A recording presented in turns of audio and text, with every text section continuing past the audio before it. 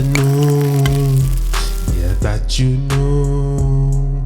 Harris is drinking, and yes, I'm thinking, and I'm plotting and scheming. Yo. Back up in the building for another edition of the Harry's Drinking Again podcast. I am your host, Harry Too Scary, aka Mr. Harris. And in this one, we got a special one. We got a special one tonight. I'm going to sit back and become the student while we discuss with the teacher here. Because we have a Titanic historian, researcher, author, and I'm sure he's not just limited to the Titanic, but this man is going to come through and tell us all about, what was it, 1912? I want to make sure that is correct. Okay, about the 1912 event heard around the world back then, and a little bit different perspective. We haven't had somebody like this on the podcast before, but thank you guys for joining us once again. And I'm going to do my best to give the best interview for this man and let him speak. So without further ado, Mr. Bill Willard. Pleasure to be here. Pleasure to be here on this wonderful podcast. Thank you. Thank you, sir. But yes, no, thank you, my man. I was looking over your bio here, and I did listen to a few interviews that you've done on YouTube. I was checking out the Still Token with podcast, I believe, earlier today. And, since you were in high school, you were, very well-versed in this subject. You became fascinated with this subject at a very young age. Is that correct? Mid 1970s. I'm getting on. This is my 48th year. This summer will start year 49 of being interested in researching this ship and all the ancillary stories. Excuse me. So, long time. Started with the book A Night to Remember. If any of your the people that listen to your show have loved the movie, I suggest they read the book A Night to Remember by Walter Lord. It's an excellent book for anybody middle school and up. If the kids have to do a book report, that's a great book report. It is a nonfiction book, which means those events in that book are real. And the author went to the different survivors to get their stories and put them in his book. And it's probably the best combination of all the stories, bunches of them being in the same place. A lot of people were interviewed by newspapers and such, but this book was the first big grouping of a lot of their stories at the same place. And Walter Lord did a fantastic job with it. They made a movie from it. That was one of the first Titanic movies. They did have a 1943 version. It was a German propaganda film during the war, trying to make the German people mad at the opulence of the British. And instead, as the ship sank, it did just the opposite effect. It made them feel sorry for what was happening. And the propaganda machine in Germany was not too happy. The director ended up being shot and killed over this. But Night to Remember is the best place to start. Now, if I can start with this first, just to lay out my somewhat, not even knowledge, but kind of hearsay. I will say this, I'm a conspiracy guy. I always have my tinfoil hat wrapped tight. I've heard rumblings of, the people that were on the Titanic, and there's some link with like J.P. Morgan. I don't know if he was on there or he was supposed to be on there, but it to my knowledge, it has a similar feel as like a 9/11, almost 100 years later, as far as some of the pieces that were moved around on the board days before, days after, and all this. Is there any kind of truth to my way of thinking, in those regards? Could you break down some of the politics behind the Titanic and the people? The ship was owned by managed by White Star Line, which is based in England, and it was owned by, excuse me again, the International Mercantile Marine, which the head of it was J.P. Morgan. There is a story that J.P. Morgan was possibly going to be on Titanic, but because of an ear infection or some kind of an ear problem, he didn't get on board. The conspiracy came up probably in the 1970s about the Federal Reserve and the banking and things like that. And it's words. There's no evidence to any of it. There's a man in the UK that supports it 100%, swears it happened, says there was a secret meeting in a certain hotel on a certain day. And we've asked him, how do you know? What is your evidence? And it's been about 7 years and he still can't produce it. So it's a conspiracy theory. The Vanderbilts from North Carolina sent a man in there to be on the ship. They weren't on it, and he was a very rich man in America. There were a lot of other rich families that were later involved that were not on board. So I hope that no one would have risked killing 2,000 people just for a little power like that. That's way out there. I'm sure that some people will believe it. There's a lot of good conspiracy theories about Titanic, and that is one of them that goes around. Okay. But not much proof to it. It's just theory.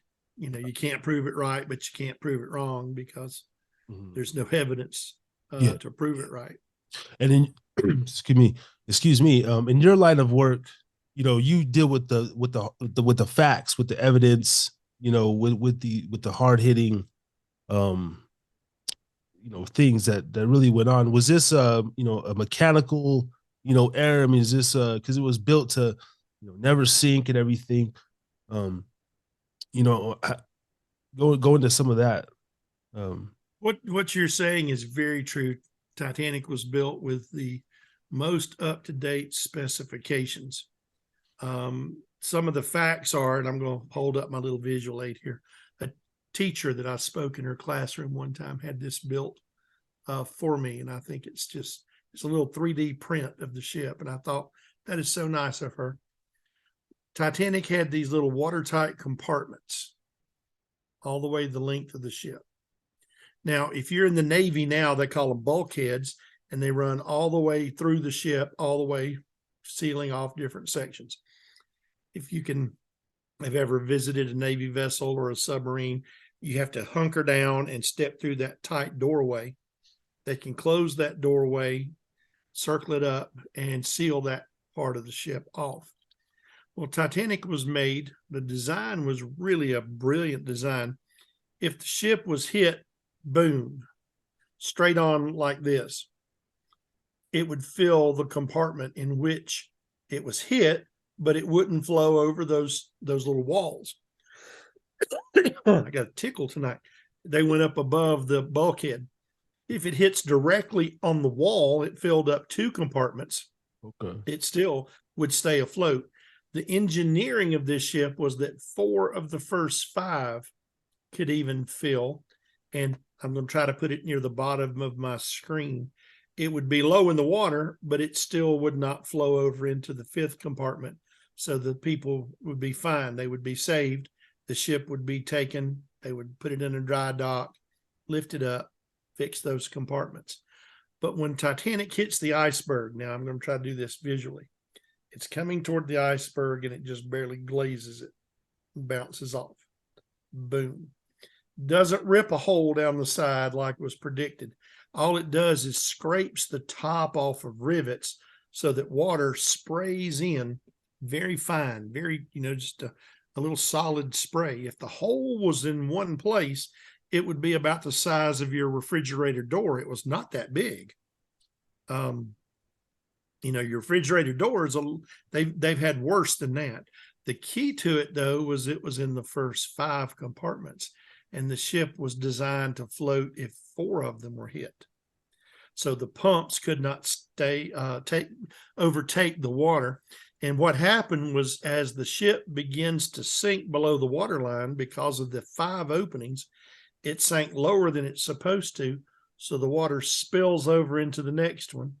As that fills up, it spills over into the next one, and it cascades through this way. So forensically, it was an incredible, you wouldn't expect it to take 5 compartments out. It did. They were going more southerly than they normally do. So you don't expect icebergs to have been that low in April. And it just so happened that there was at least one pack that they came upon that had this big iceberg on it. When you hold a ship's wheel, you've got spokes sticking out like this. If they would have done this one time on that trip, they would have missed it by miles. Wow. Okay. This was one of those, it happened. Nobody did anything that was improper. Nobody did anything. Could they have done things differently? Of course, but nobody knew to do anything differently. By the time they realized there was an iceberg in front of them, they tried to avoid it. Was it dark and like foggy? Was it weather conditions? Is it? And then it was clear as a bell, and that's what the problem was. Because it was clear as a bell, you take this iceberg and the water splashes up on it. And what you can see is the white water, the white caps of the splashing. And that's what makes it so easy to see. But when the sea was calm, it wasn't splashing. It would be like on a lake, for example, on a non-windy night. And you have to be very careful. And, you know, something that's almost 3 football fields long, there it is. We're talking almost 900 feet long, won't turn on a dime. And they immediately ordered to turn left to try to go around the iceberg. They wanted to go around it. But this ship was slow to respond because it's so huge. You know, you can't just turn on a dime in that thing. And it was starting to turn as it got close, and it just lightly scraped. It was so like fluke is a good word for it, I guess. It was just an incredible amount of bad luck. With the design of the ship, like the engineers, they made it to where it's supposed to, you know, withstand, you know, this flood of waters, these different compartments, and then but some little old, you know, rivets across the top, just kind of, you know, what was there? Scrape the top off is all it did. Just scrape the top off. Was this like a something, you know, like, you know, when they're building things and they're putting cars through crash tests and they're going over every possible scenario? Like, for the time, was it just kind of back then nobody, you know, was thinking crazily outside the box, like, hey, what if, you know, one of these rivets get loose? Can it water fill up another way? You know? Well, if it would be in one compartment. They could seal that up, but 5 was difficult. Right behind me, you'll see a picture of the side of Titanic that we recovered in 1998. All those little dots are rivets. So the ship had tens of thousands of those rivets all over the ship. And the iceberg just scraped a few of them. And that's what happened. It was totally a fluke. There was always a claim that the steel had problems with it, that it wasn't good, that it had weaknesses and flaws in the steel, a poor quality steel, in other words. And but the response to that is this had the best steel at the time. All the other ships had the same steel and the same quality of it. Olympic came out before and sailed until 1939. It wasn't the rivets. It wasn't the quality of the steel. So that sort of died out. I guess it'll come back one of these days. But they took some of these pieces and they did cuts, and they took and looked at it under a microscope, and you could see some impurities in the steel. But every ship made had those same impurities at that time. So is it as good as the steel they use today? No, because there's better refining processes today. But that was the best they had in those days. Has the whole Titanic been found, or is there still pieces down there at all? Maybe the whole thing was. When it started to sink, just as shown in the movie, the front end got very heavy and went underwater, and the back end did come out. There is an entire volume of people that will argue, what angle did this ship go up? Did it go up 30 degrees? Did it go up 70 degrees? What was the angle of this ship? And it's amazing how they will argue their point. And that part doesn't intrigue me as much. We know that it did come up, but it broke. It broke between the third and the fourth funnels. In this area were dining facilities and kitchens and things like that. The bow went down and hits the bottom. The stern spiraled as it went down and landed about a quarter of a mile away. And between the two is this intense debris field of broken iron, where pieces have broken and splintered. They've also recovered the majority of their artifacts from the debris field area because they sprinkled out as the ships went down. And they found everything, a lot of plates, a lot of cooking ware and things of that nature. But there was a lot of personal things like luggage, carry bags, things of that nature. So that was where the majority of it came from. But it's a quarter of a mile apart.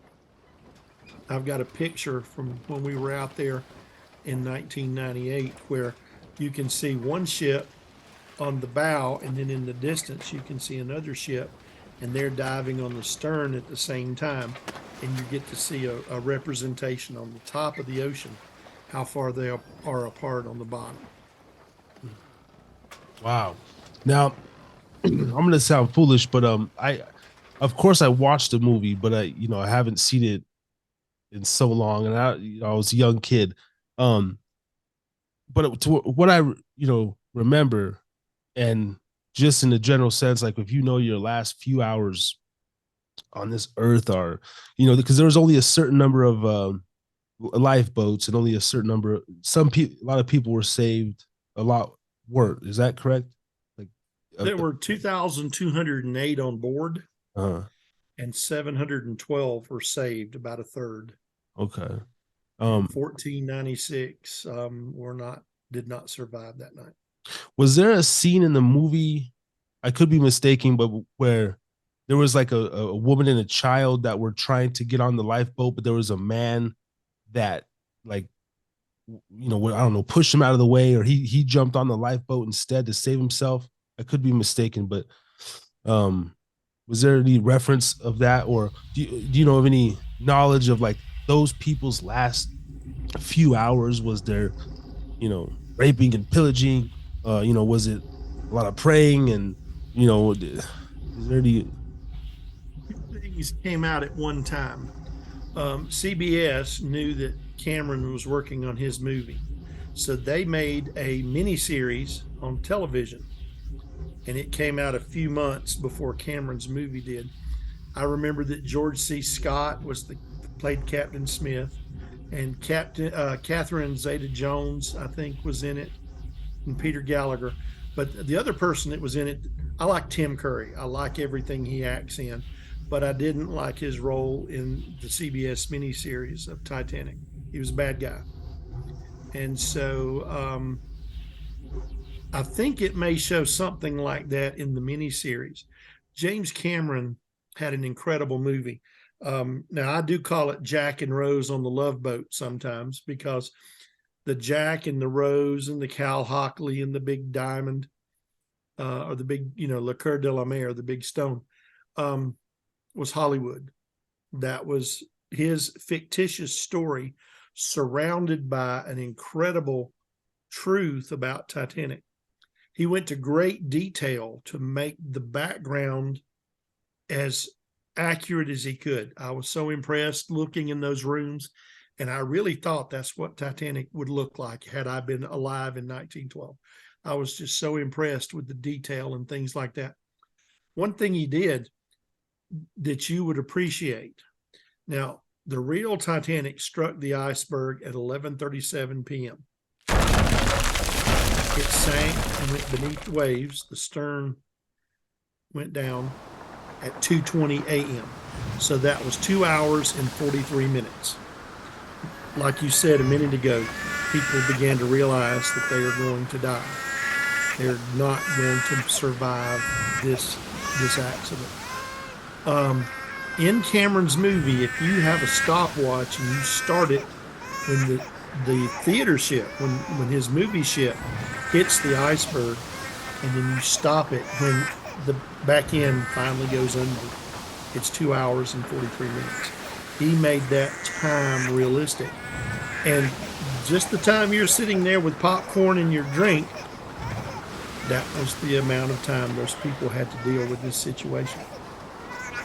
Many people have tried to write, what would you do if you were facing this situation and you were a male and you were not, some of the first class males did make it in, very few second class did, and the only third class did were very lucky. So you and I would be, wow, what are we going to do? We have very few options. And if you and I had been married at that time, our first responsibility and our first thing that we had to do was to get our spouse on board. That would have been our first function. We do everything we could to save our wives, and then we figure out what are we going to do for us at that time. So many incredible decisions and so many crucial points happened in 2 hours and 43 minutes. Yeah.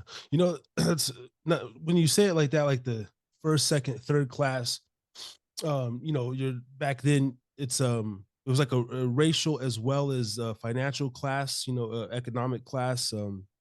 There were probably like the maybe immigrant workers, stewards and stuff like that would still be, some of the workers didn't get saved. Is that what you're referring to? Yeah, the third class was the poorest of the poor who were coming over to America mostly to start their lives new. In Ireland, for example, there were a lot of Irish immigrants that were coming to America. One of my research areas is with this group from County Mayo, which is Western Ireland. I've been over there, stayed for a few days, met some of the family members of these people. But they had 14 of their village. Now, this village only had 92 people in it. So 14 of those set sail on Titanic to come to America, and 11 did not survive. It only cost £7 in those days to get on the ship. But that area of Ireland was, we're talking dirt poor. Dirt poor meaning whatever came out of the dirt is what caused them to live. If they had animals and if they had some farming, they were going to survive, but they didn't have enough to sell to anyone because the other people didn't have money to buy it. They were doing the same things. And so £7 is about $10 in today's money. It took them 2 to 3 years to save up that much money for those kids, those people to get on that ship. And that's the steerage. That's third class. A lot of steerage passengers were on board. The upper class, the first class, we're talking the mega rich. The people that would have been on first class today would have been the Michael Jordans, LeBron James. Aaron Rodgers is promised 53 or 54 million if he plays next year. He would be first class. Sam Walton, the Walton family that owns Walmart's, would have been in first class. Second class would have been doctors and lawyers and people that own smaller department stores, CEOs, people like that.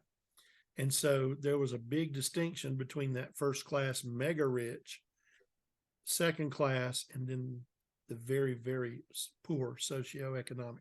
I would have been third class. I could not have afforded anything like that. Second class would have been only if I had been working for a while and had saved up and, taking my first cruise and wanting to enjoy it. Do they have a breakdown of like the actual races? Like were there blacks, whites, Latinos? Do you have an actual breakdown of that? There were 23 different countries on board. Okay. And those, if you break down each of those, the only pure African American family was from Haiti. It was Joseph LaRoche. Now he had married a French who was Caucasian, and so his children were half and half. You know what I'm talking about? Half Yeah. Caucasian, half African American. Breeds, yeah. And I don't know what the correct term for that is. My apologies. I I call just myself a mixed breed. I'm a mixed breed. Some people biracial, whatever. Yeah. they're biracial. Bi- That's I think the correct term. Proper. When I look at somebody, I deal with you because of how you talk and how you treat people. That's what I think is important in life. So I don't worry about a lot of those type things. But Louise LaRoche was the sweetest lady. She was such a pretty lady as she grew up, and she was one of the last ones to pass away. But I think he was the only true African American on board.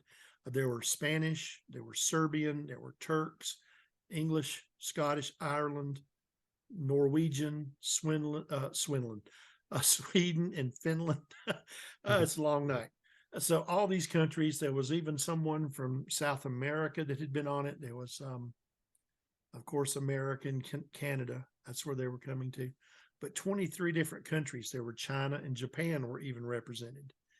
And that's what caused some of the problems is you've got this multi group, this huge group, a microcosm with so many different components. And people see a sign on the wall and they have no idea what it's written in because they don't speak English. So the first thing is they have to find out where their cabin is. So they try to find a sign that matches what it says on their ticket.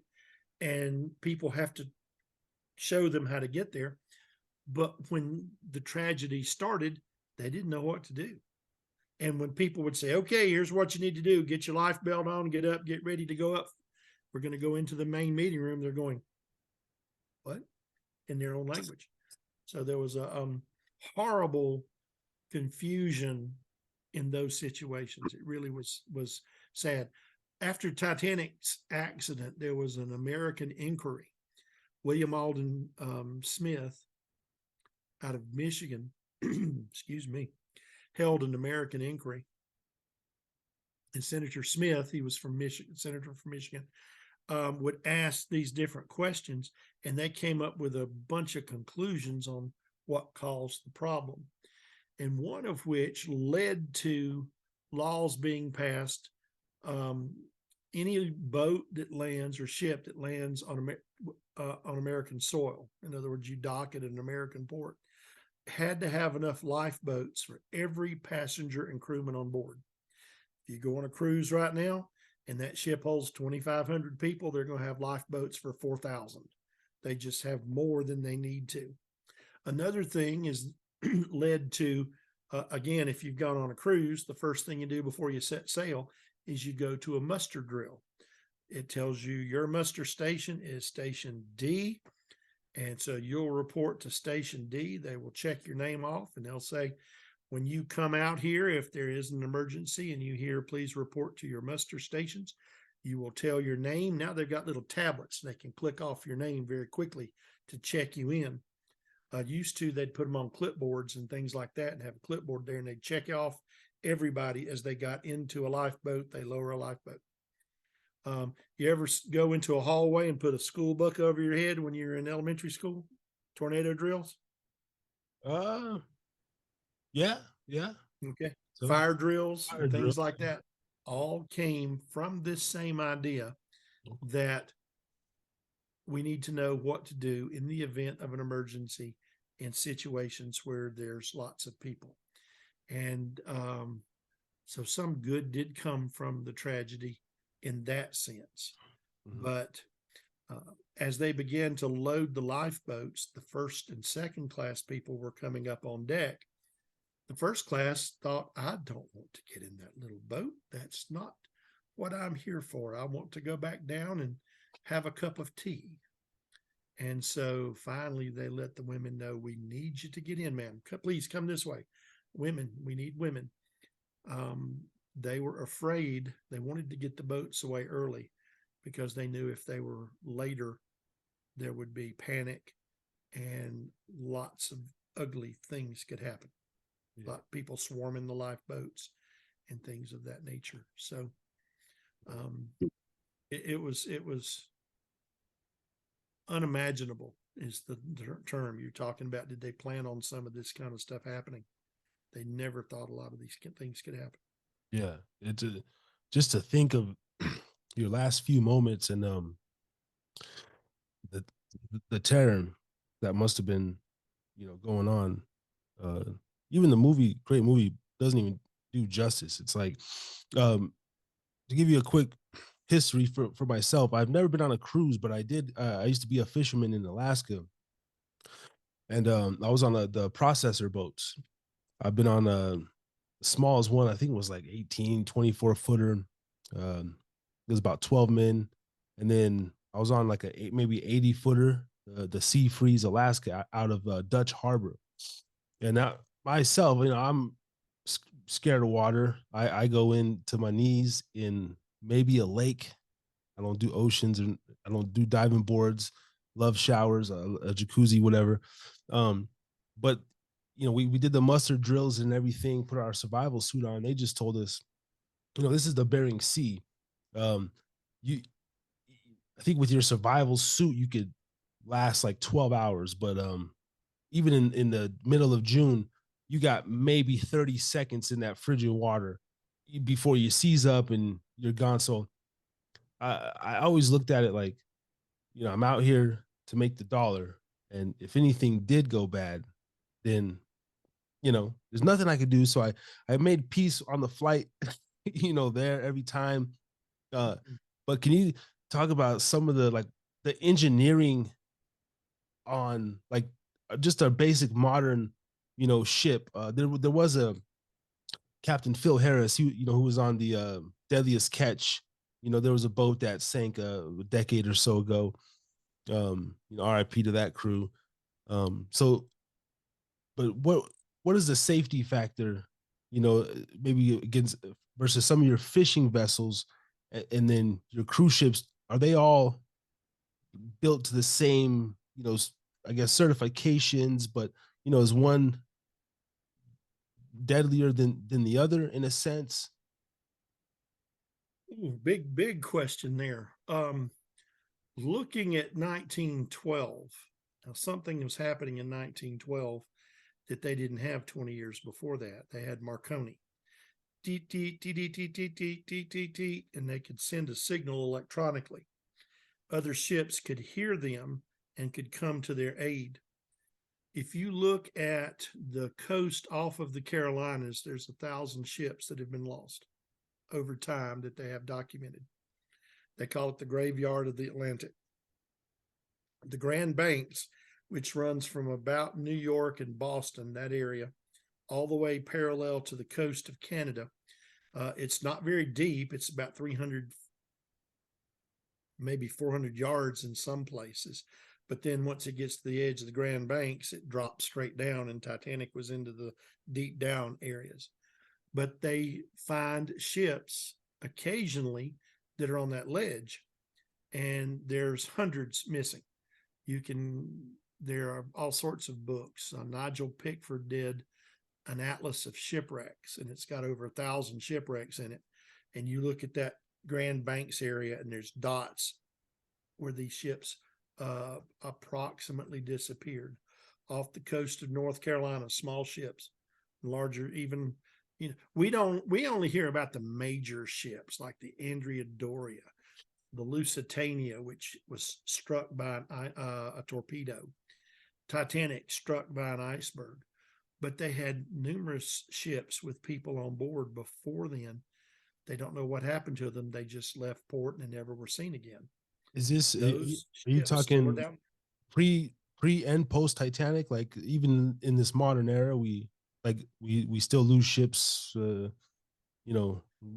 recently. We lose some these days, much less than before because of the technology. Ships now have radar, so they can see something coming towards them in plenty of time to avoid it. there are still, to say that nobody sinks these days is an impossible statement to make. There will still be ships sinking. But the good news is they can save the people in them now. And usually it's some kind of an unusual disaster and the ship goes down with very few people at loss. The most recent one that I know of is the Costa Concordia, I think. And that was the one where the captain was going a little bit too far over and a rock ripped the side of his ship and the ship turned over and sank, and it was halfway underwater. They were in very shallow water. So the ship didn't completely go underwater. And I think there was still several people that died in it, even though most got off safely. And that was due to an error by the captain. So it does happen. It's very rare. Anything that floats can sink if the right method of events happen to it. But the frequency of it now is tremendously less than it was in those years. Yeah. I remember on my journey, my first time sitting in the galley and I was taking a nap and like I woke up to like, ship shaking and I look out the galley window and it's pure black. And 2 seconds goes by and we're up on the swell and it's pure blue for miles. And then we're down again. And I was like, oh, I freaked out. And I went out a little bit not even on the deck, but opened up the little door just to look up at the swell. And I'm like, the deckhands are out there. And I see a guy, he's standing there. I mean, it's like, 20, 30 foot water on the side of the boat. And then we go back up.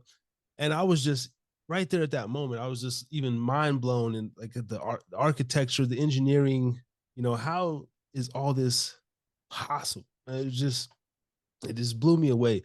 Do you have an opinion on that flight 370, that Malaysian airplane that went missing like 10 years ago? Like, how does something like that happen? And to my knowledge, it still hasn't been found. Like, how do we lose a plane, but it went down below radar and they don't know what happened to it after that? Yeah. They had a general area that they thought it may be, but you're talking, tens of thousands of square miles. It will take years to cover and sweep some of those areas. It took them it was 70 years to find Titanic. So I think they'll eventually find remains of that flight. I know that the families need some closure. But when it went down under radar, there was no idea it could have even turned as it was going under radar and not even be in that grid that they think it may have landed in. Yeah. And of course, they use just good common sense. If the flight pattern is going in this path here, they estimate it to be here, because that's the predicted path. If it varies just a little bit, it still will be within a certain window there. And so every time I hear of something like that, it just, I just close my eyes and hope that they were able to find some survivors. But after a while, they didn't. You're talking about getting in your suits, your neoprene suits. When we went out there in 1998, we were on board the Ocean Voyager. It was a little bit bigger than your ship, but we all had to pass we called them Gumby suits, even though they were bright orange. We had to get in them within 2 minutes. We had to go from standing up with our Gumby suit to being fully in, zipped up, hat on, 2 minutes. If we couldn't pass the 2-minute test, we weren't supposed to be on board. Yeah, that's what they did with us too. And so you've got to be able to get into them quickly. And like you said, it keeps your body temperature tight.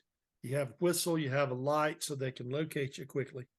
But even if the water's as cold as you had it up in the Bering Strait, oh my goodness, that's the Bering Sea is horrifically cold. And it'll only work for so long.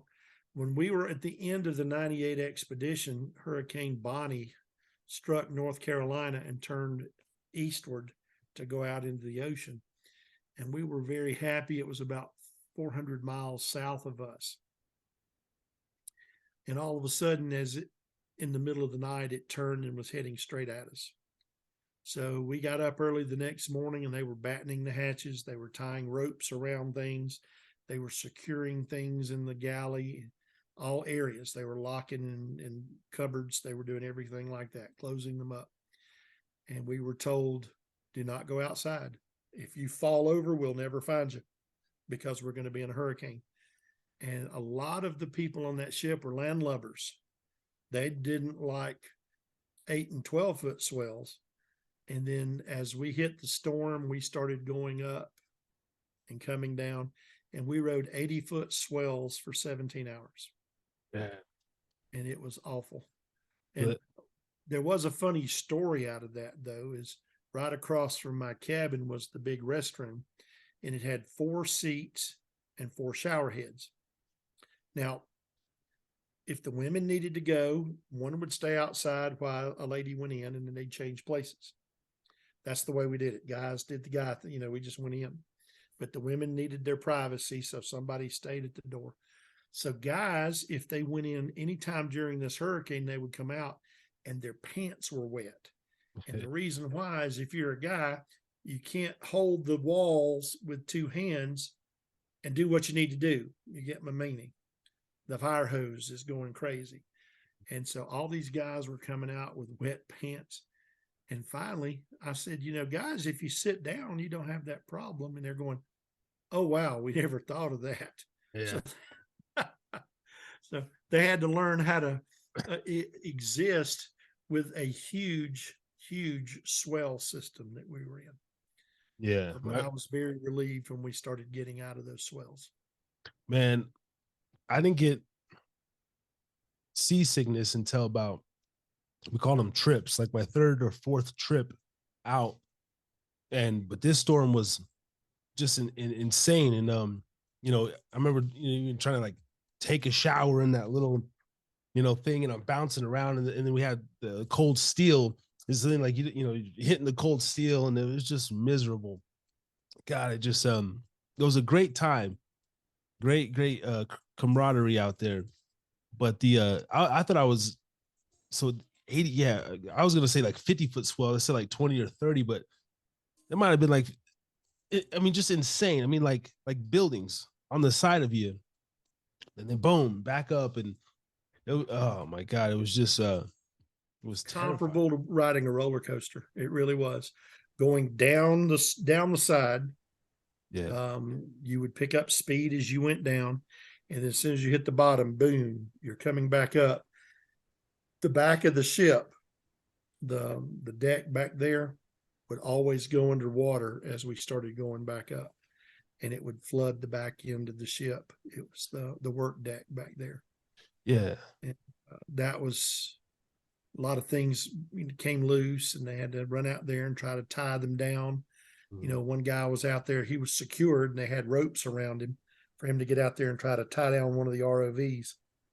But he was out there lashing, and, he's trying to keep his balance. And then he got to hold his breath because here he's about to go underwater.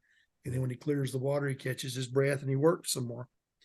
And there's no way to say, okay, time out. We want to restart on this. You can't do it. Yeah. So good crew, though. Good crew handled it well. Yeah, the fishing crews, man, they some of the best people, man. And you have to be in sync, because your life's literally on the line. I do want to bring up the Titanic con and stuff, before we get you out here, but I want to ask you like about your high school teaching career.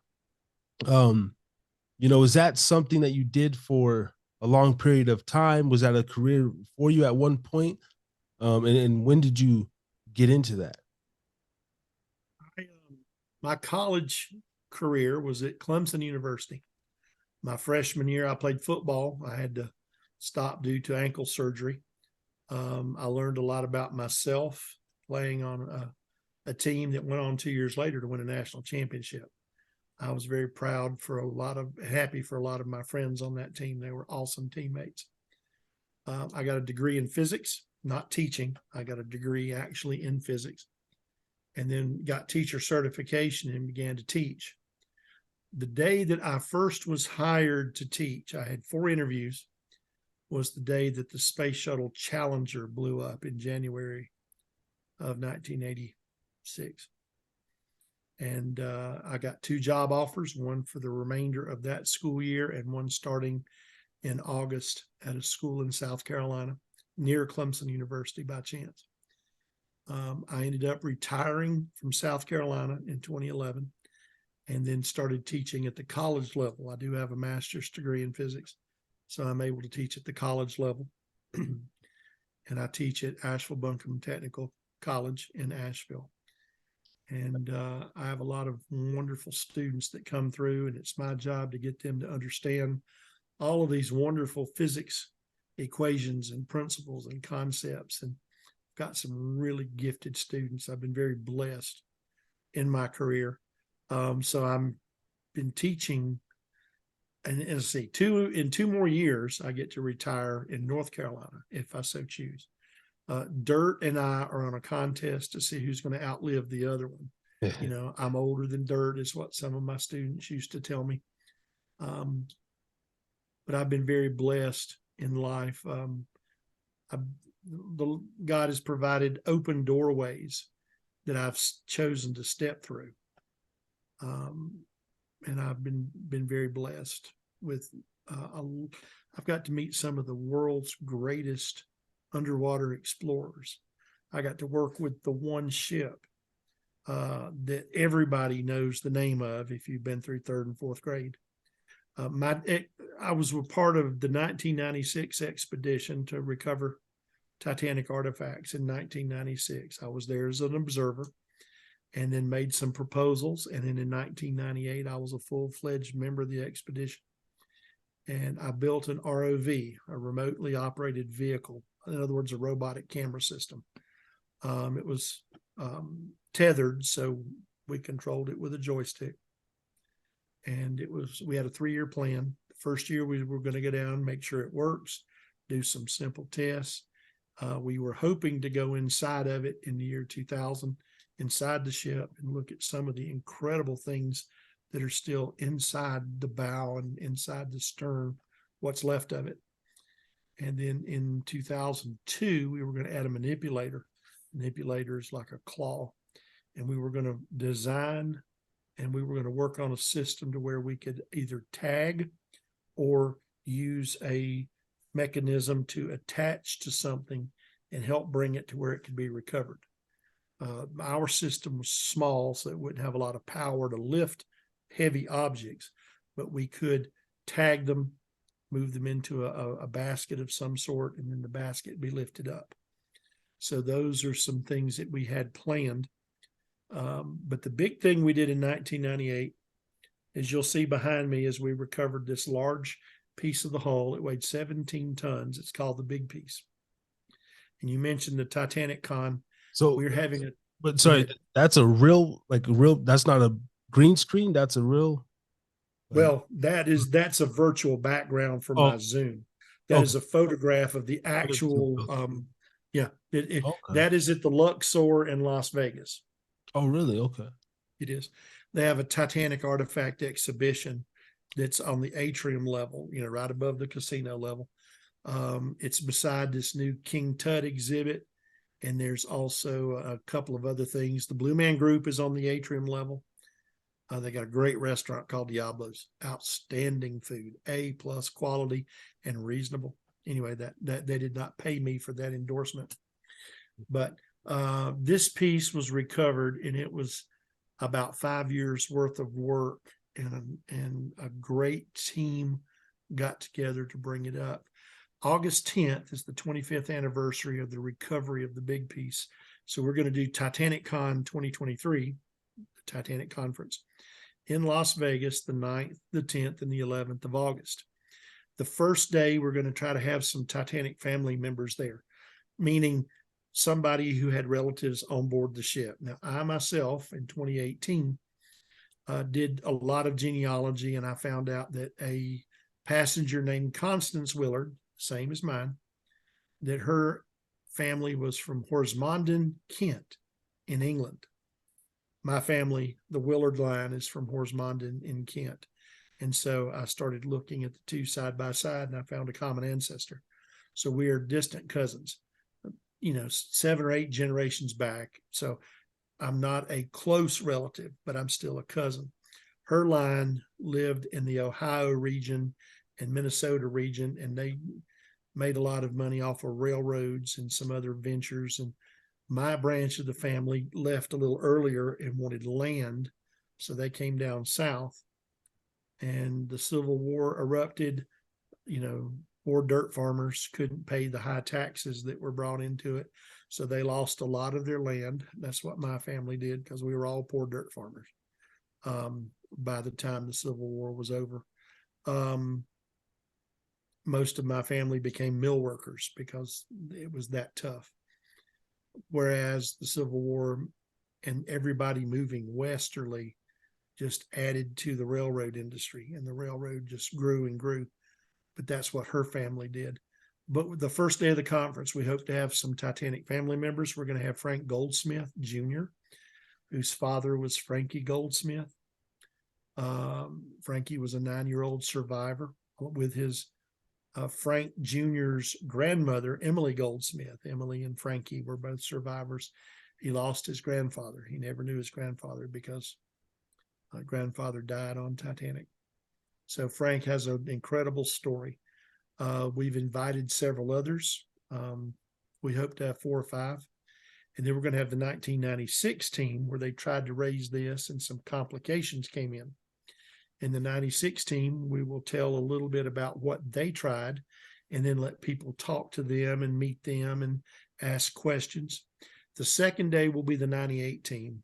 We're going to do a presentation about the raising of the big piece, other things that we accomplished while we were there. I just talked with, for all you Canadian listeners, if any of you are out in Canada, Bob McEwen messaged me just a day or so ago, and we are hoping Bob will be able to be there. Bob was on board with us in 98 when he worked with 2020. I think ABC is 2020 or NBC.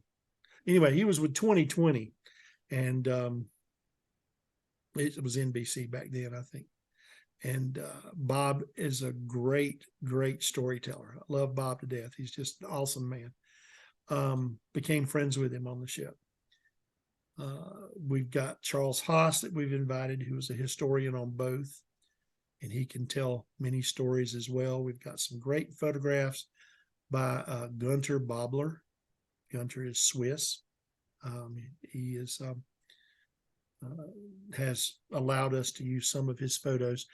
There's a book out about it. It's called Our Story, celebrating the 20th anniversary of the 1998 Titanic expedition. And I wrote that book asking people to send me their memories, and I put their words in the book. So I will segue from incident to what we were doing, and I'll let them tell how they felt about certain things and what they saw and what they remembered. And it made for an outstanding read. We've had high reviews from everybody. They really feel that they were at the expedition the way we went through each chapter, each part of it. But that came out 4 years ago, and had a lot of great results from it. And then we're going to celebrate the 25th anniversary on the 10th. And then the third day, this is what's going to be unique for your listeners. We have invited several cast members from James Cameron's movie. The third day is going to be a movie day where we talk about their experiences while filming. We have engaged 2 with discussions already. Both want to be there. All we have to do is cross the T's and dot the I's. And you know what you got to do. You just got to make the final agreements. If they're interested in coming, we're going to do everything we can to make it happen. We've got 4 more that we've lined up to talk with this coming week. And as soon as we get commitments, we're going to advertise those on the website. Registration opens March 1st. We're only going to have 250 people. The room that we've reserved it will easily hold 250. And so we're going to limit it 250 so that everybody gets time with each guest that's there, each of the celebrities. You know, if we did one of these mega signature cons where there's 2,000 or 3,000 people, you have to wait in a long line. All you do is get a quick autograph. Hello, thank you very much. Next, you know, it's like that kind of thing. And we wanted it to be more personal, more where, oh, you have time to sit and talk with somebody maybe because there's a few minutes there. So we're doing that. And the website, if anybody is interested, is at voyagesexplorertitanic.com. One word, voyagesexplorertitanic.com. And you'll see that there's a tab that says Titanic Con 2023. There's also our story, which talks about the book. It talks about another project that I've created called Project Name Them All, which is about those bodies that they recovered from the ocean and took to Halifax and Nova Scotia. And they don't know their names. There's 42 of them that are unknown. And we have created a project. It's an international cast where if the cemeteries will allow us, we will take DNA. We won't exhume the bodies. We'll go down and get the DNA. And we'll take 2 samples. We're going to send one to Copenhagen, to the university there, where one of our DNA specialists is where he works. And then another to a medical DNA specialty lab in the South. And both of those then should corroborate DNA tests so that we don't have confusion. One will even give us lineage and background information. For example, possibly Serbian. Well, are they from Serbia or Turkey or maybe Italian or Spanish? Or, you know, there's a lot of different countries in that area where the skin tone may be similar. And so the Copenhagen test, ADNA is what it's called, will give us, this is the area in which this DNA sequence comes from. It has a lot of these characteristics in it. So by knowing a better location where one is from, we can test a smaller group of descendants. And we think we can name every one of those from which we get a good DNA sample, a viable DNA sample. But this Voyages Explorer Titanic site talks about the conference, how to register for it. And we are going to have an incredible week, Wednesday, Thursday, Friday in Las Vegas. Come out a day early, enjoy the city for a day or so. Yeah. Fly out on Saturday, and then you can rest up Sunday before you have to go work on Monday.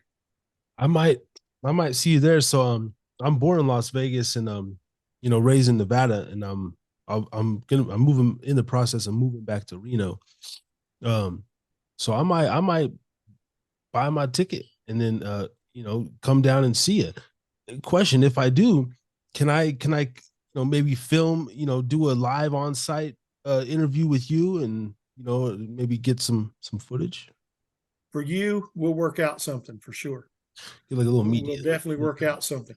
Maybe we can even get a couple of expedition people that you might want to talk to as well once you hear some of them and hear what they have to say. And there's several of them that are good presenters, and you would like talking to those. Okay, yeah, that'd be interesting. You know, I'm trying to turn this into a media company, not just a podcast. I'd like to, you know, get some. I was trying to get my backstage media pass all-star weekend. You know, they were like, "Who Harris is drinking?" And you get the hell out of here. The other thing is you can use it as a job expense for your taxes. Have a great weekend. Yeah, absolutely. That's a great. So this big piece here, is this the largest piece that was discovered, or like, and then I guess 2-part question, but is the Titanic scattered around the world in different museums, or is there, you know, this is the biggest piece that's been brought up. There are larger pieces down there that have broken off, but when they were contemplating recovery of some signature piece, something unique that could tell a story, it had to be big enough to fit into museums. You know, you could get too big of a piece. What are you going to do with it? Sit in the parking lot, and it wouldn't do any good then. So they had to have a certain size. But this piece weighed 17 tons. It was not a little section.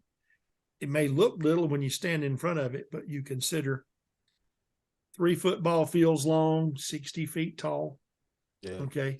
And this is off the starboard side. That's the port. So it's off the starboard side, about right in this area right here. So it was one of those pieces that fractured when the ship broke. There's been a lot of controversy about recovery. There's one group, really particularly in America, that was anti-recovery. They wanted the ship to be left alone. It's a graveyard. Those of us who did things like this and recovered the artifacts, we're ghouls, we're grave robbers. They were very vitriolic toward us. They were very hateful. And, you know, I could understand they have their opinion, but it is their opinion. It is not how everybody feels. George Tulloch is the person who ran the company, and when the legal status to recover the artifacts were granted. Now, understand how it works. If you find something in international waters, if you go out there and you find something, you need to bring up 2 things. First of all, is a piece, and second of all, proof of the name of this ship that you find. Say you find the John Hancock, just to throw out a name there. So what you do is you take maybe that plate in, and you bring the video footage where you go and you show the name along the side of the bow, or you bring up the bell and the bell's got the name on it, and you present to an admiralty court. Now, admiralty courts it's different from a U.S. federal court. An admiralty court, there's several of them. Any country that has Atlantic coastline has an admiralty court in it. And what they did is they came up with this admiralty court idea in the 1700s because you had a British naval power, you had the French and the Spanish that were huge. You had America just getting started with their Navy, and all of the rules of warfare on the North Atlantic, in the Atlantic, they needed everybody to agree on those. One such rule is, if you find a ship and it's a warship from Spain, Spain maintains 100% rights to that ship. You can recover from it, but it all belongs to Spain because it's a warship. That is very crucial because back in the days with all the Spanish galleons, piracy was huge in the Caribbean. So they did not send treasure on regular old cargo ships. They all sent them on the military ships. A group called Odyssey found a ship that they nicknamed the Black Swan, and it was about $175 million worth of silver, gold, and some other things. And Spain filed a claim in an admiralty court because that ship that it was on was actually a ship of war. And the admiralty court ruled that it belonged to Spain. Now, Spain had to give the company a finder's fee and a recovery fee. I don't know what the exact percentage was. It may have been 20% or 30%. 30% of $170 million is not bad. Okay. That's not a bad chunk, but it belonged to them. So this admiralty court has jurisdiction over the wrecks. So George Tulloch worked with the court, and they said that our recovery status depended on 3 things. That RMS Titanic Inc., that's the company, had to, number 1, anything that they brought up, they had to conserve it and preserve it so that it wouldn't just fall apart. They had to take care of what they recovered. That was a no-brainer, absolutely. Number 2, and this was one of George Tulloch's big things that he pushed for. If you bought a Titanic artifact, guess where it would end up? It would end up on your mantle or over on a table that you've got, or it would be in the middle of a table in your house. And who would see that? Only the people that you invited to your house. I have a mantle right there, and that's where my pieces would go if I had something like that. Might be in a showcase right beside it or near it, but it would be over there, and nobody would get to see those unless I invited them into my house. So the judge said, we're not going to sell artifacts. The company totally agreed with that. They would be kept as a collection. Now, they could sell the collection, but the court had to approve who it was. The next group had to agree to all these agreements. It would be a qualified transfer. It would not be just, who wants to buy these? Okay, we'll sell them to you. The third caveat that I thought was wonderful is that the artifacts need to be put on display, and they need to be put on display so that future people, future generations could go and see them and learn the Titanic story. And so I support those. I support all three of those. And that's why there are no auctions for Titanic artifacts. It's because they're all under this guise of this one company, under the leadership and guidance of this other company. Wow. So how much of the Titanic is still like under there, and will it ever be, it will just be there till the end of time at this point because of there's too much red tape also involved? Well, the amount they've recovered about 6,000 pieces. Okay. There's not an exact count, because if you have a watch and a band, is that one piece or two pieces? If you got a handbag and the handle falls off, is that one handbag and one handle, or is that one bag? So a lot of those type situations came up as the artifacts were recovered. It's about 6,000 pieces. The best thing to say is that that's not even 1% of what's down there. This was only things in that debris field. So if you were to go in the front half of this ship, where all these cabins are, there's luggage, there's trunks. We have a speaker at one of our conference named Julie Williams, who had a great uncle on board, Albert and Sylvia Caldwell.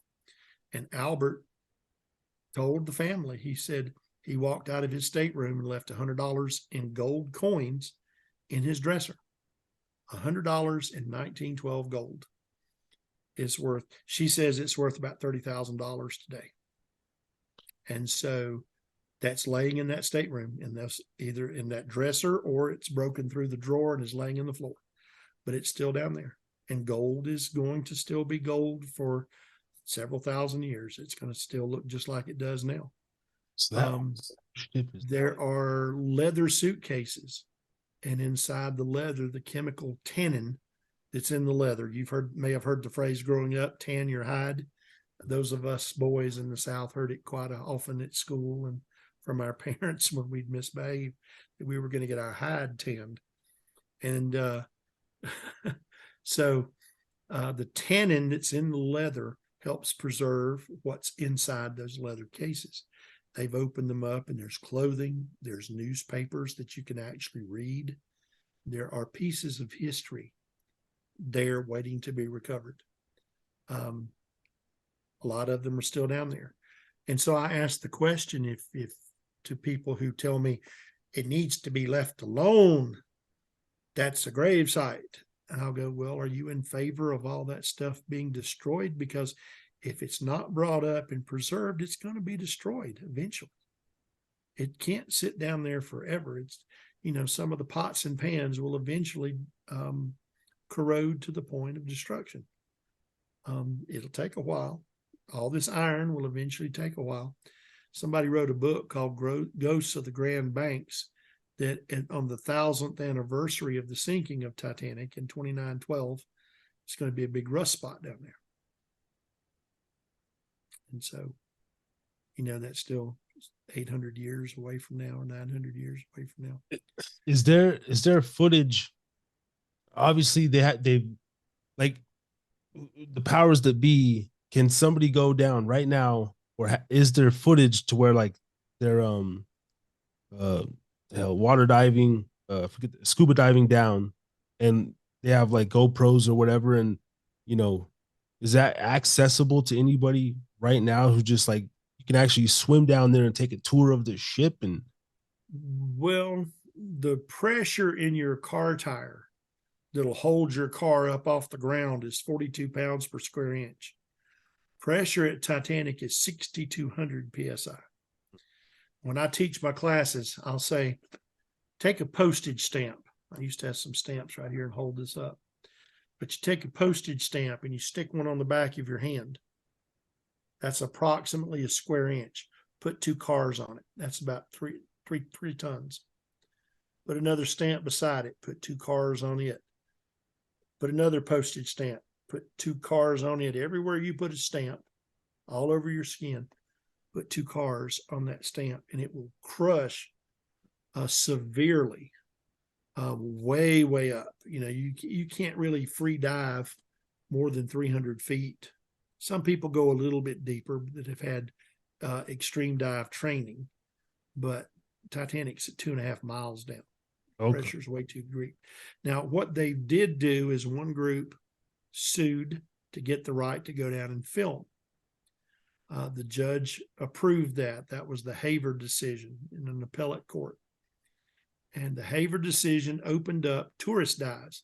People can go down, but they're not supposed to touch the ship. They can go down and look and film and see. And that's what James Cameron did. He shows in his movie there are actual some scenes that he took with his ROV and his camera systems.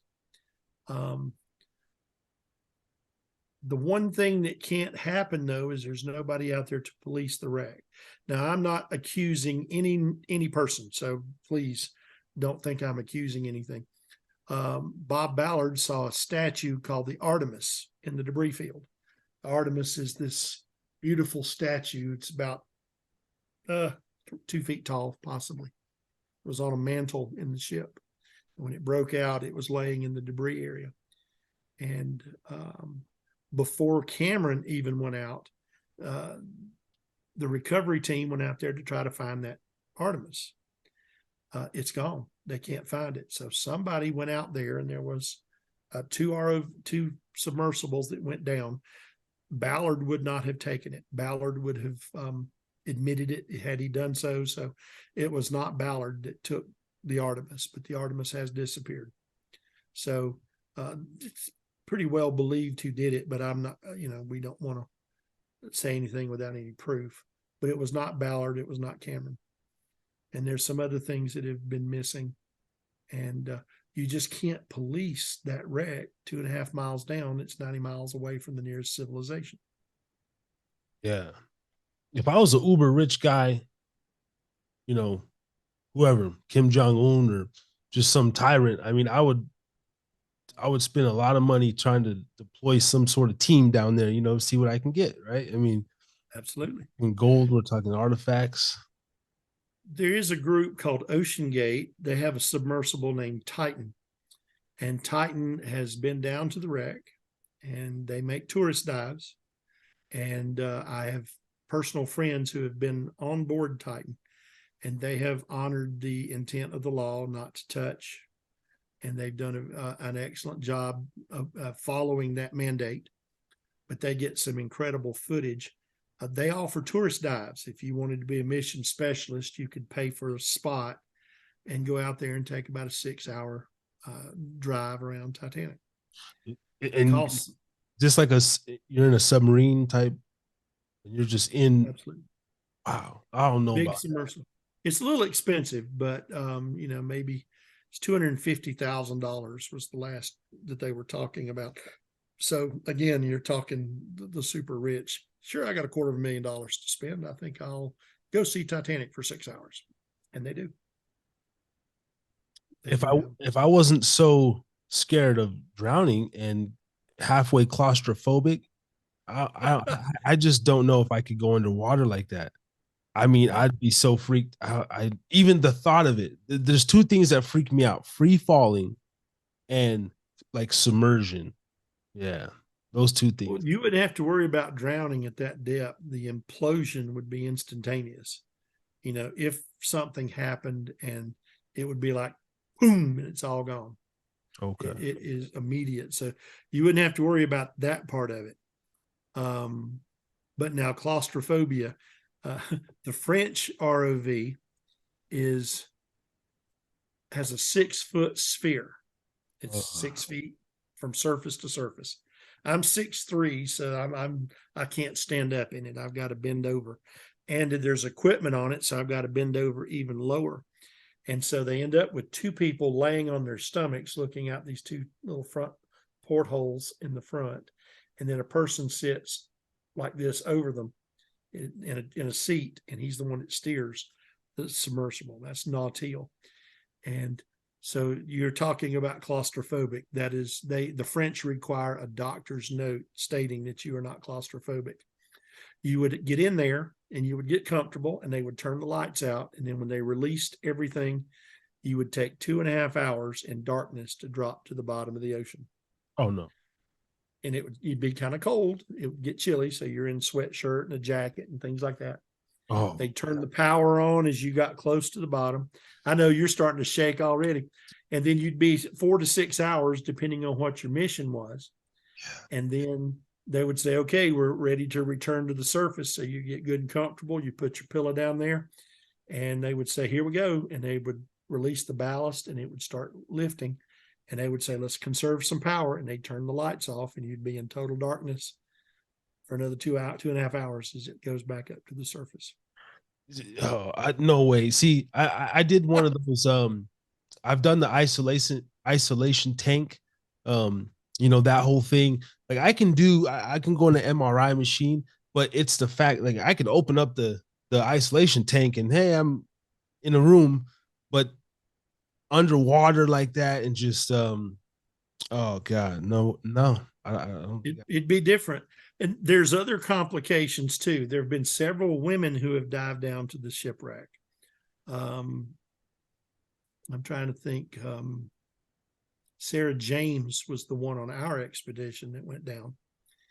And if you've got to go to the bathroom, you're in there for a while. They tell you not to eat any food from a certain time prior to your dive so that tanks get emptied. Because if you're down there and you got to go to the bathroom, you don't have a whole lot of place to stand up and go. You got to do it right there. And there's no privacy and things like that. And so usually the first thing they do when they get up to the surface is they open up, they stand up, they stretch a little bit, and then they want something to drink, something to eat, and then they go to the restroom. And that's what I do. So it's a unique environment. It really was. I was asked if you were ever invited to go down, would you? I said, absolutely. I would try it one time just to say, I've seen it with my own eyes. Yeah. I've studied it for so many years. People think that a lot of us Titanic researchers are sort of, something's wrong with us sometimes because we know so much about the ship and so much about the people on board. And there's truth to that. I can tell you about some of those passengers, some of the things that they had to deal with after they survived. I can tell you about their families. I can talk about their experience. I know more about them than I know about some members of my own family. Not necessarily close members, but extended family. But that has been such a big part of so many people's lives. It's a different world, it really is. Yeah, it's been a special part in mine. And I felt drawn to the ship for some reason, and I guess it was my family member in a way saying, "I'm telling my story." And did you know that you had a descendant on there before you got interested, or were you just naturally interested? And then found out there was a Willard on board and thought it was cool.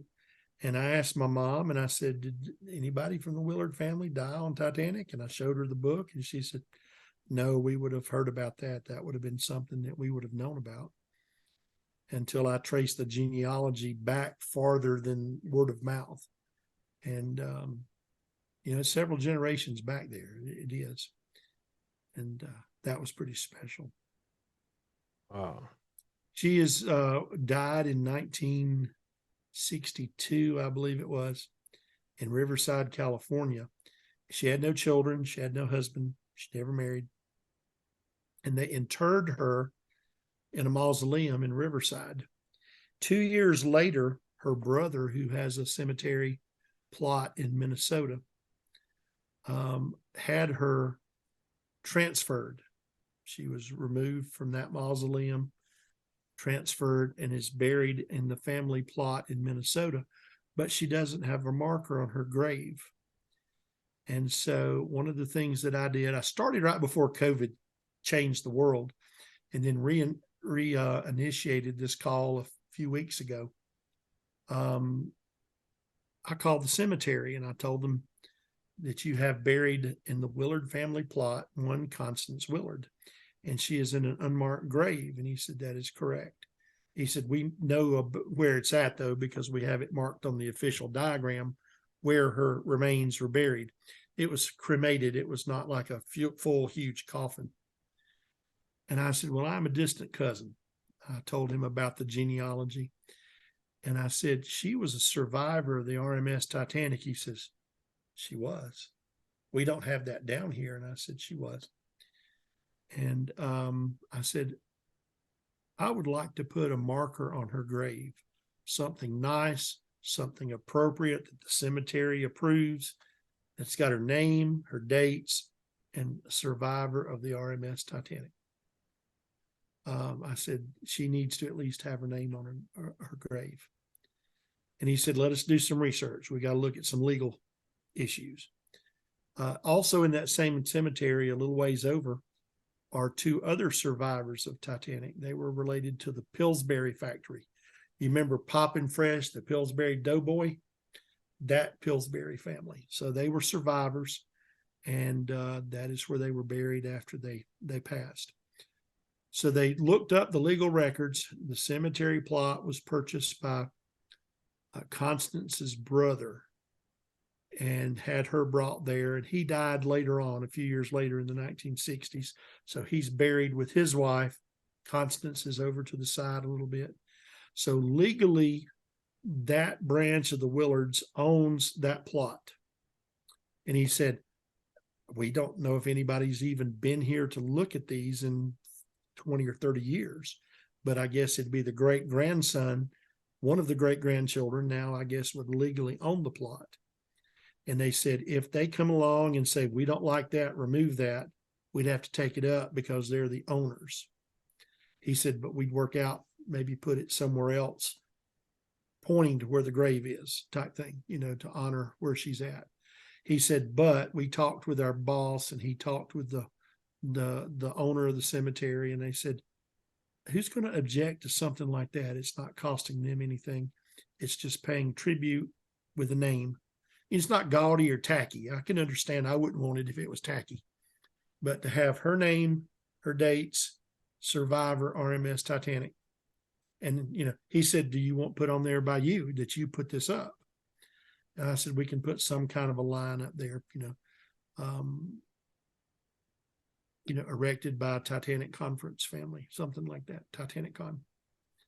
And I thought that what I'd do also is open up an opportunity for people if they wanted to make a contribution, we'd put their name in the donations to help do that.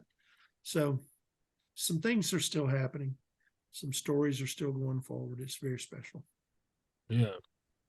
Yeah. It seems like one of those things, 110, 11 years later.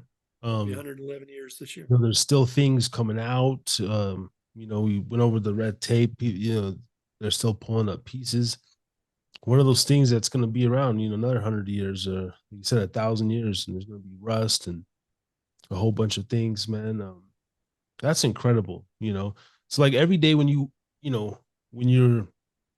wake up, you're just, is this something like at what age did you embody it though? Like, did you take on, this, it seems like you're just a man with a very driven with a mission, but now you have a purpose, not just for yourself, but for others and other people of the Titanic. Like, when did you take on that sort of? The mid 90s is when I really accelerated what I was doing. My mom would always get me Christmas presents or birthday presents that had something to do with Titanic, a new book or something like that. She would always, is there something you'd like for Christmas? And I'd say yes, and that's what she'd get me, and it was Titanic based and things like that. So I had quite a few of those type things, and the more I read, I did something that was real geeky. I liked getting 2 copies of every book, because in one of them I could make notes, and in one of them I could keep without my notes in case I just wanted to read it. So I'd highlight and mark and put little, comments, and put little Post-it types and index card types in some of those books. And that started probably mid-90s is when I really kicked it in. And then we had a chance to go out in 96. Wow. And then I was doomed. I was hooked. Yeah. And how long has this conference been going on? Did you say this? We had our first one in 1999.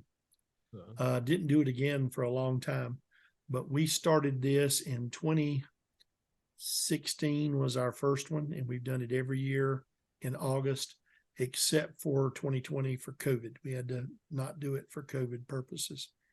So 21 and 22. 2019, we had 9 Titanic family members present. It was a very special one. And there were 9 family members that were there. So and they all told the stories.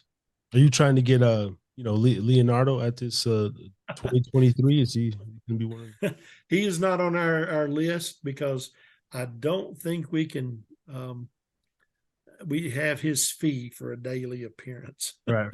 If he shows up, we will welcome him with open arms. But he and Kate Winslet are just in a different zone now. They're both active in so many different things. She's turned into an incredible actress.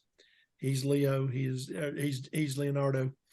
He's so special and unique in all of his movies as well. But we're looking right now at some of the other actors that are in it. One that fascinates me that I'd love to talk to is Billy Zane.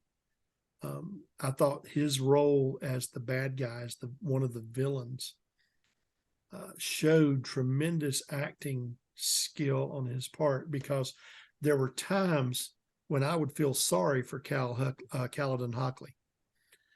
And you don't usually feel sorry for a bad guy, but he would have a facial expression or the way he would do a line, and you almost had pity for him. And that is a difficult acting or character acting to do, is to have someone feel pity for the bad guy. And I thought, man, that's a great job he did. So he's one I would like to talk with. The other one that's so versatile is the lady who played Rose's mother, Ruth DeWitt Bukater, Frances Fisher. She was in the movie Unforgiven as the madam of the brothel there. And she just lights that movie up. She is so brilliant in that role in Unforgiven. And then to see her as the staunch first class lady with that back always straight up and that chin straight out and that head only turning from side to side. She did such a great dramatic change to be in that role. And what I'd love to hear them talk about is things they did in their roles. One of the scenes that you don't see in Cameron's movie, I found out about in 1999. We had an actor named Bernard Fox come from the movie. The reason we got Bernard Fox is that he was also in A Night to Remember in the 1950s. So he was in 2 Titanic movies. A lot of people remember Bernard Fox from Bewitched. He was in Hogan's Heroes. One of his last major movie roles was in The Mummy with Brendan Fraser. He was Winston, the pilot of the airplane that went flying, and the sand image starts chasing them. But Winston was the airplane pilot. And so he was able to tell us about a lot of those type things. So we had him there. I'm trying to think where I was. I digressed when I talked about that. But he told us about so many behind the scenes things. I know what it was. It was the clipped out deleted scene. He told us that there was a scene of one of the lifeboats unloading on Carpathia, and he was in it. Johan Griffith was in it. Liam Toohey was in it, who plays Chief Joffin, Chief Baker Joffin. And what they are doing is, here they are, they're haggard, they're cold, they've just come off of a lifeboat, and in front of them is a gauntlet of wives looking for their husbands. Have you seen my husband? Where's my husband? Please tell me where my husband is. Did you see anything? And they've got to go through this wall of women, and all of them are looking at the men, and some of them are going, why did you survive and my husband didn't? And Bernard called it the gauntlet. He said we had to run that gauntlet of women, and he said that would eat your heart out. It would really rip it out. And so with the wonderful YouTube, they have some of those deleted scenes available, and it's under deleted scene Titanic, a Titanic deleted scene Carpathia, I think, and it shows them go through there. And so we got to learn about that from Bernard Fox, who was in that scene.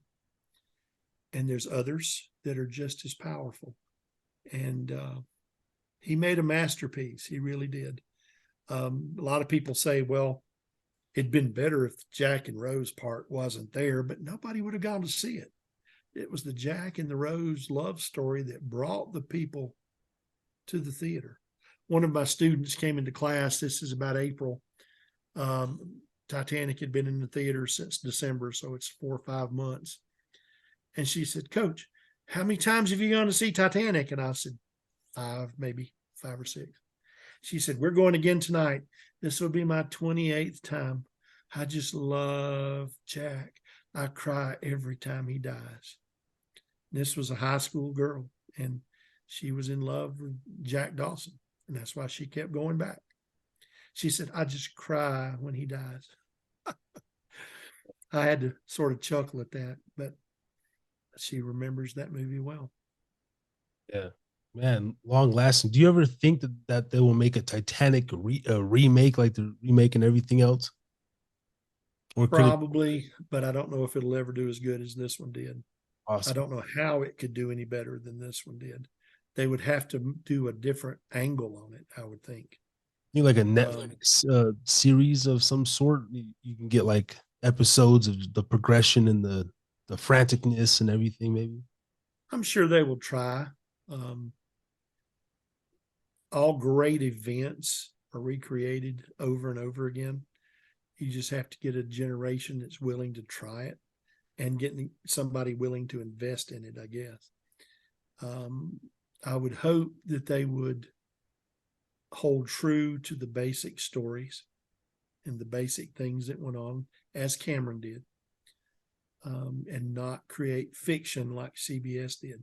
CBS took the name of the ship, it hits an iceberg and sinks, but a lot of the other stuff in it, 90% of it was either incorrectly attributed or misnomered or even total fiction. So I would hope that if they do it, it's truthful. Yeah. And last question, like, have you been reached out, from like whether it's a History Channel, ABC, NBC, are you one of the guys that when these companies are looking to invest in something like this and they look, hey, we need a guy on board? Because I could just picture you, like on History or Nat Geo, and you're talking about, but in that History Channel, editing way. Have you ever done things like that? Nat Geo did a special with Bob Ballard for 2012, and they used some of my research, and they credited me in the thank yous at the end. I was very honored to have them do that. Nat Geo tends to have their own group of experts that they rely on over and over again. They've had good success with those people, and they keep going back to them, and I can understand that. The History Channel doesn't do much anymore unless it's aliens or something like that. They've drifted so far from history that it's sad. Discovery is going the same way. They hopefully are going to go try to shift back and do some adventure things again. But I've had Infinity Productions out of Canada. One of the producers up there, the owner of the company and the producer, bought the book, and he bought it and he read it, and he called me up and had the company call me up, and he said, Shell is the name of this man's first name, loves the book. He wants to know if you would be willing to work with him on making a documentary about the big piece. I would be one of the executive producers, because I wouldn't have to research. I could tell them what happened when and when we did whatever, and save a lot of research time and a lot of research budget, because I remember.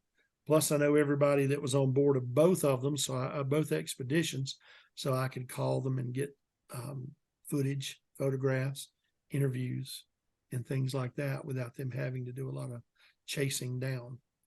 And I said, absolutely, I'd be honored to have you use my book as the outline of a documentary. The problem is we're in a sensational world where people want shock value. A lot of the networks have said, what is your conspiracy? What is the conflict? And this is not a story with a conflict. This is a story with an incredible success at the end of it, a big triumph. What is the big piece is a presentation I'm going to be doing in Orlando in April. And I'll give you a hint, it's not just a piece of iron.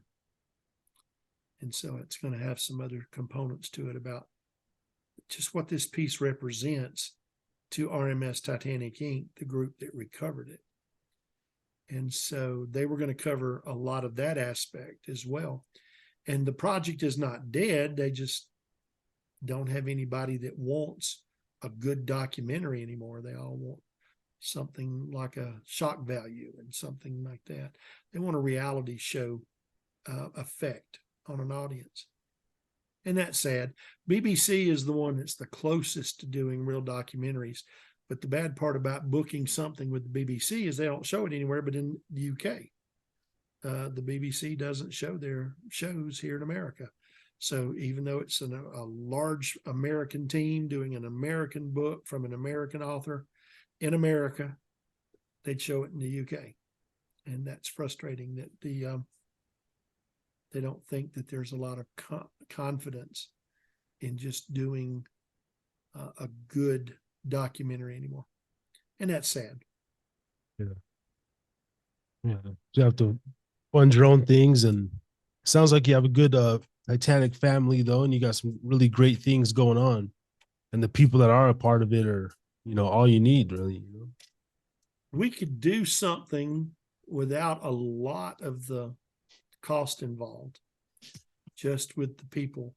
The biggest cost that it would undertake would be transportation. If I wanted to interview some of my friends who are on the 98 expedition, one's in Canada, one's in New Jersey, one is on the middle of Canada, several are in the UK, some are in France, one's in Connecticut. The big piece is in Las Vegas. One part of it is in Orlando. So, you'd be hopping on planes and going around and filming quite a bit. And then I would need somebody that would know how to do the sound and know how to do the filming. And then you got to get somebody that's awesome with editing and putting it together. You got to get somebody that's a known face doing the narration, doing the story. We could get the story written, but to get a name in front of it to read it, it's going to cost a chunk. So those would all be budget concerns. But, there are stories to be told, and one day maybe there will be. Yeah. Well, when I get rich, I'm going to set aside a budget for the vision you just expressed, and I'm going to set aside $250,000 to go down to Titanic. I'm going to get $500,000. We can go together, man. You got that right.